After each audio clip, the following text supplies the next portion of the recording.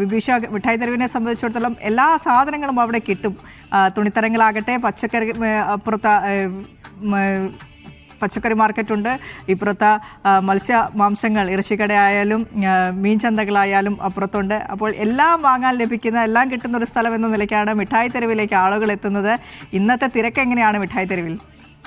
അതെ വിനിഷ, കഴിഞ്ഞ ദിവസം തന്നെ നമ്മൾ പറഞ്ഞിരുന്നു മിഠായി തെരുവിൽ തിരക്കാണ് എന്ന്. എന്നാൽ അതിനേക്കാൾ വലിയ തിരക്കാണ് ഇന്ന് അനുഭവപ്പെടുന്നത്. ഇന്ന് കോഴിക്കോട് നഗരത്തിൽ ഇടയ്ക്കിടെ മഴ പെയ്യുന്നുണ്ട്. എന്നാൽ ആ മഴയെല്ലാം അവഗണിച്ചുകൊണ്ടാണ് ആളുകൾ ഇങ്ങോട്ടേക്ക് വന്നുകൊണ്ടിരിക്കുന്നത്.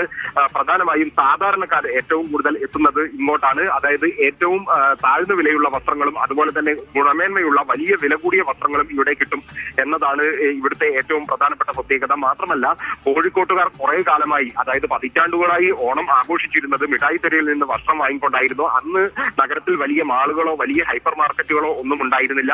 സാധാരണക്കാരുടെ ഒരു പ്രധാന വ്യാപാര കേന്ദ്രമായിരുന്നു ഈ മിഠായി തെരുവ്. അതിനാൽ തന്നെ മിഠായി തെരുവിനെ അന്ന് ആശ്രയിച്ച പോലെ തന്നെയാണ് ഇന്നും ആളുകൾ ആശ്രയിക്കുന്നത്. ആ തിരക്ക് ഇവിടെ നമുക്ക് ഈ ദൃശ്യങ്ങളിൽ തന്നെ കാണാൻ കഴിയും. വലിയ തോതിലാണ് ആളുകൾ ഇങ്ങോട്ടേക്ക് എത്തിക്കൊണ്ടിരിക്കുന്നത്. ഇന്ന് ഓണത്തിന് ഇനി ഒരു നാൾ കൂടിയേ ബാക്കിയുള്ളൂ.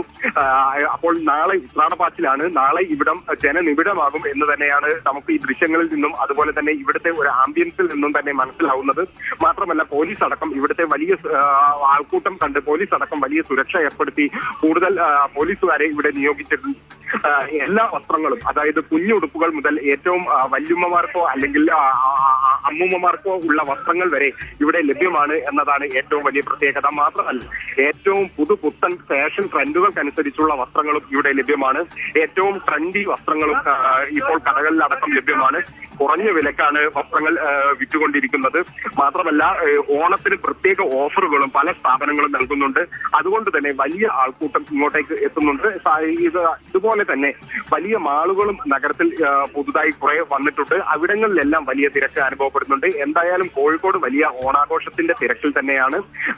നാളെയോടുകൂടി തിരക്ക് പാരമ്യത്തിലെത്തും. എന്തായാലും വലിയ ഒരു ഓണ പൊലിമ തന്നെയാണ് കോഴിക്കോട്